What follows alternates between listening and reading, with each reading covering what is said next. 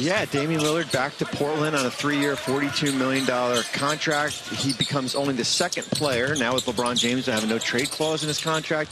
Player option here. I think it's a terrific story. You know, listen, the reality is Damian Lillard probably will not play next season here, coming off that Achilles. But from where he is, certainly personally with his kids in Portland, where he is rehabbing right now, I do think there's that family element to it all, and he gets to go back to Portland with Jrue Holiday, the guy he was actually traded. It's amazing. It kind of comes full circle as far as the player that he was traded for. You mentioned the two of them together, the Western Conference, you know, looking long-term. Like, is this just the feel-good and the ability to end the story where it began for Dame?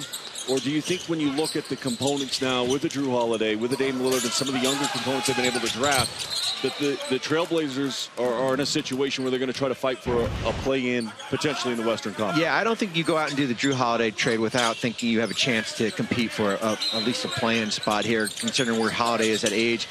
I think it's a little bit of a combination of both. I think it's a great feel-good story, but the reality is that if you thought Damian Lillard is the best free agent out there and you had to wait a year to do it, then you might as well go out and try to get him and do that here. And it's an interesting mix with their roster when you look at, you know, Donovan Clingan and you look at Shaedon Sharpe and Scoot Henderson. There's a kind of a mix of young and more seasoned veterans with that group.